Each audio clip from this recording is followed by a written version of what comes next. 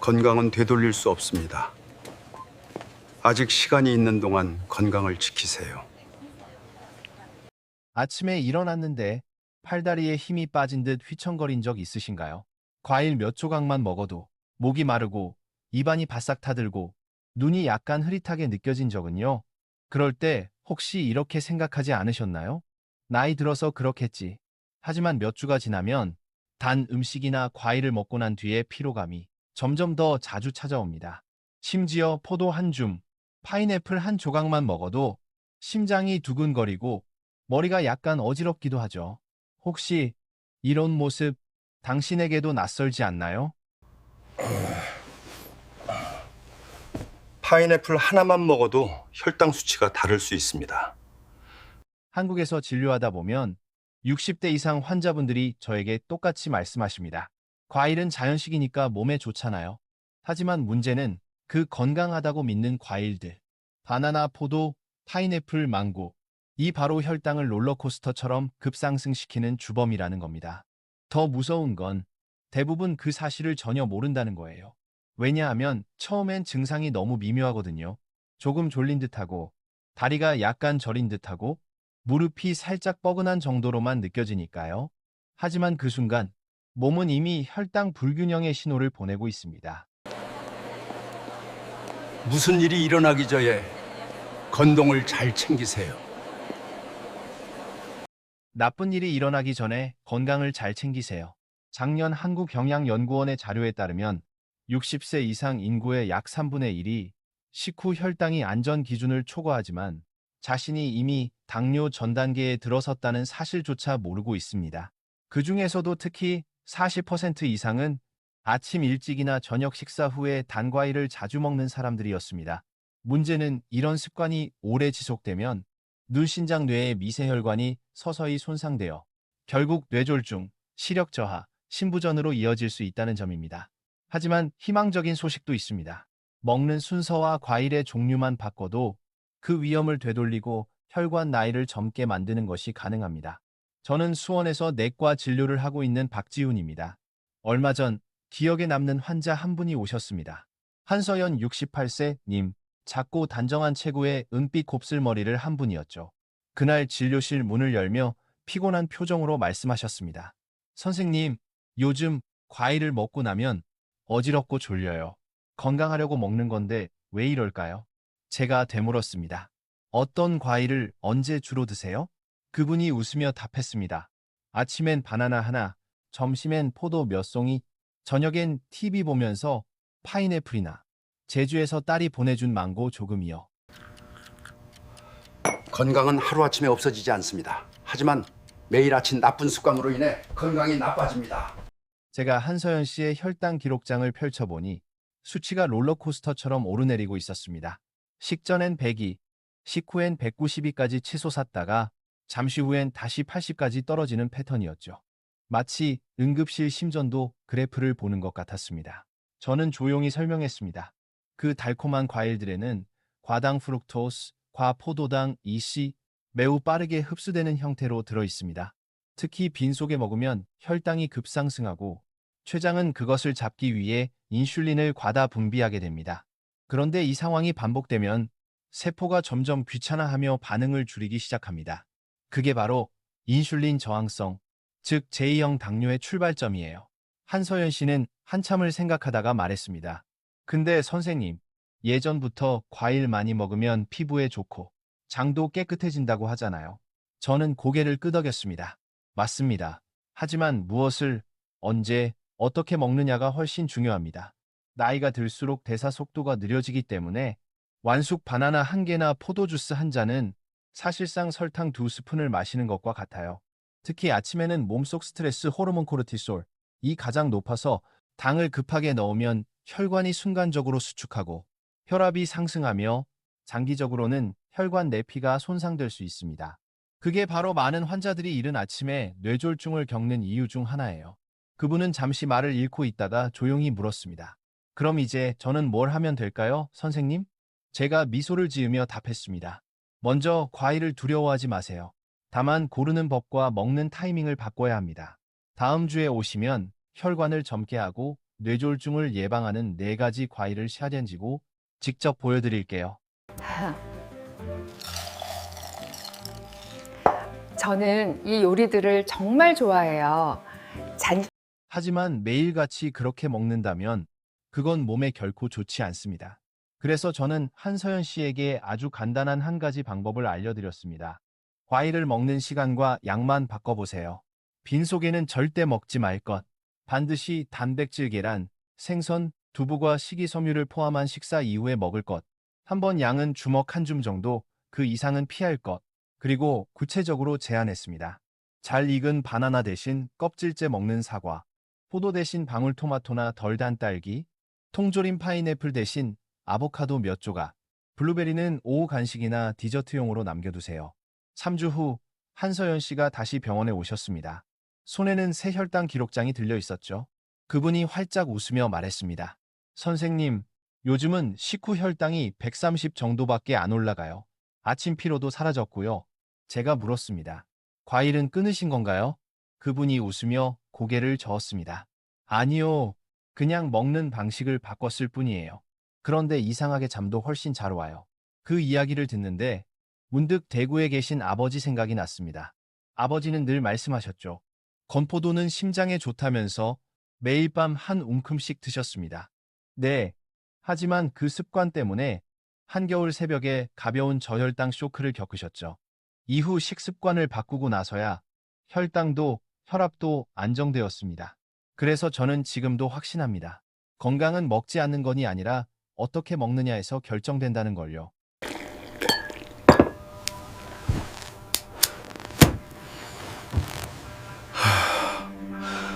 과일이 전적으로 나쁘거나 전적으로 좋은 것은 없습니다.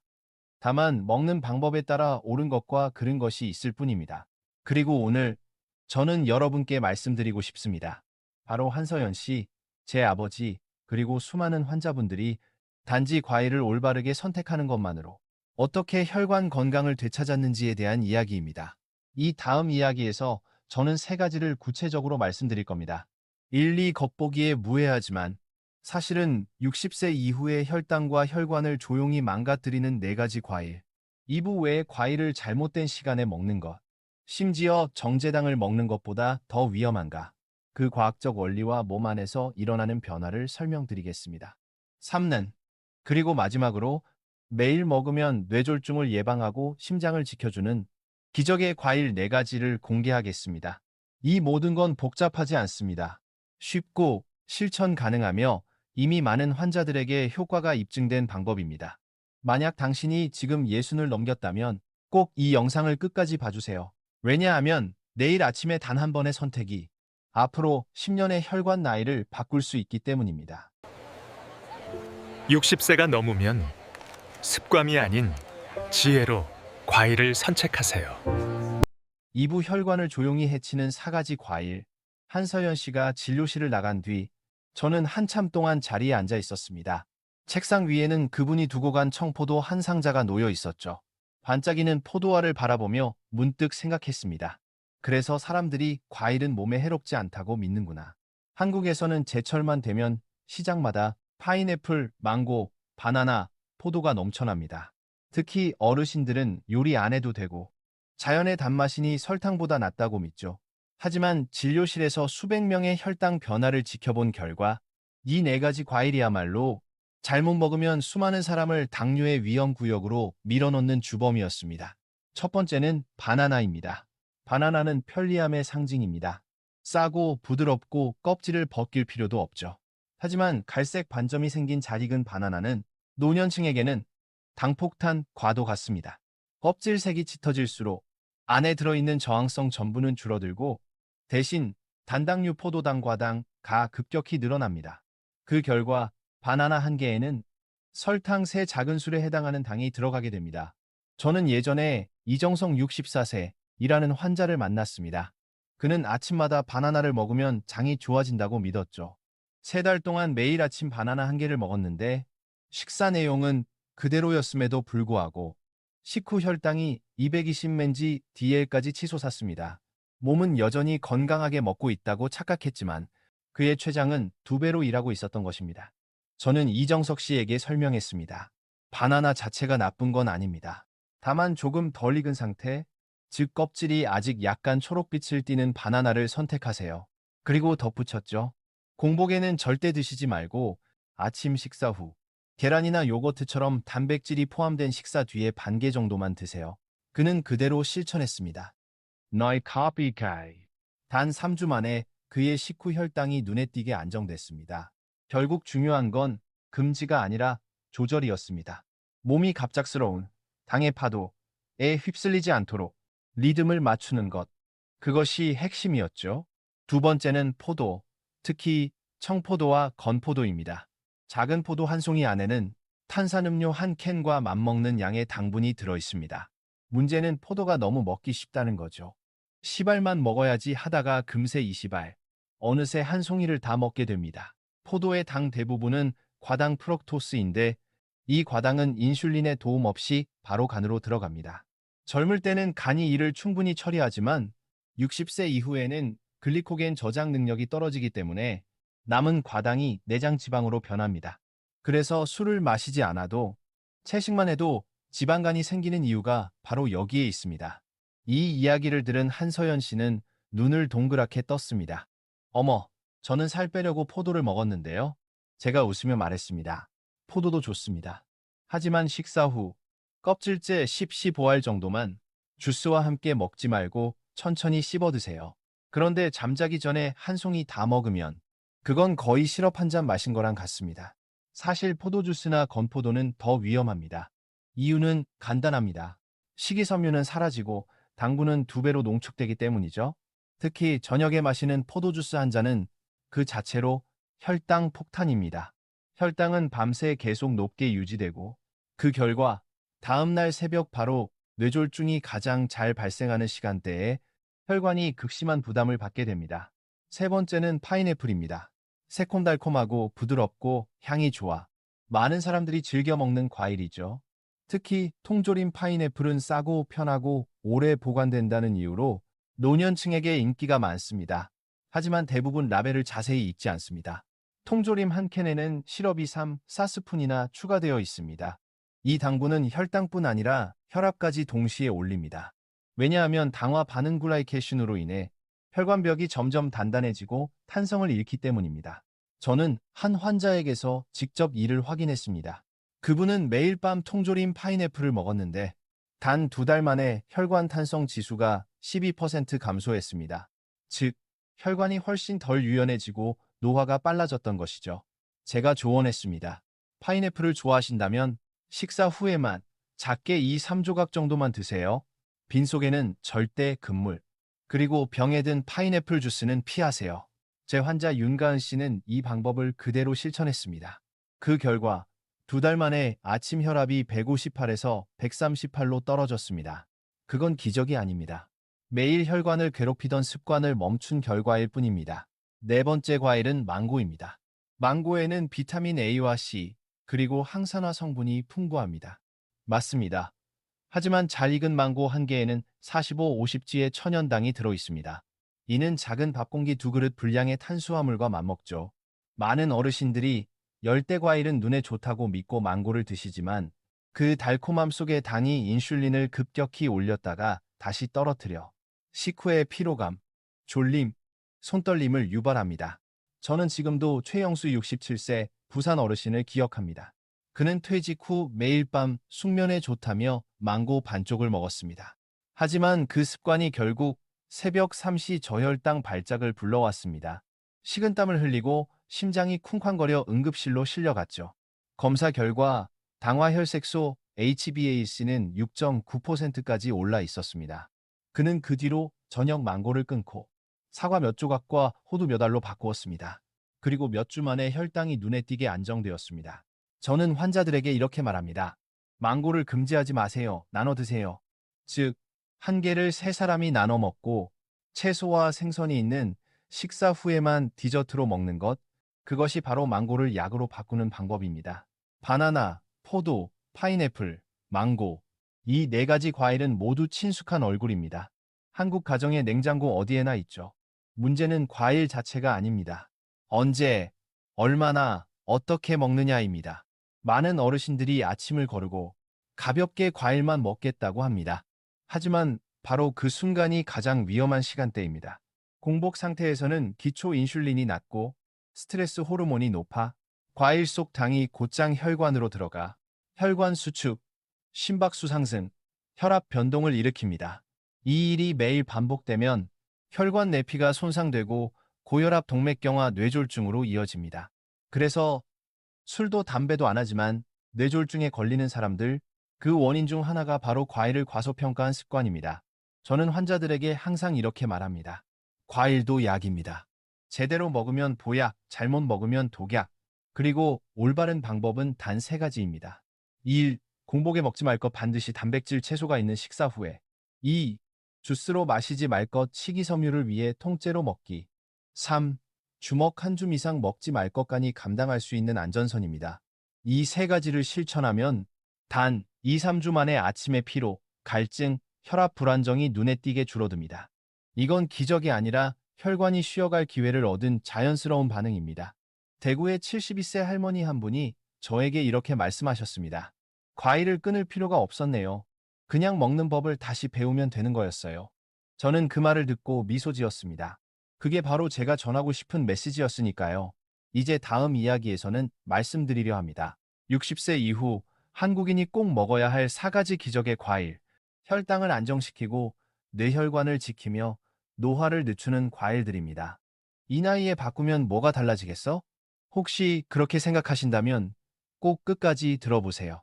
단 한 가지 과일을 바꾸는 것만으로도 앞으로의 10년이 달라질 수 있습니다.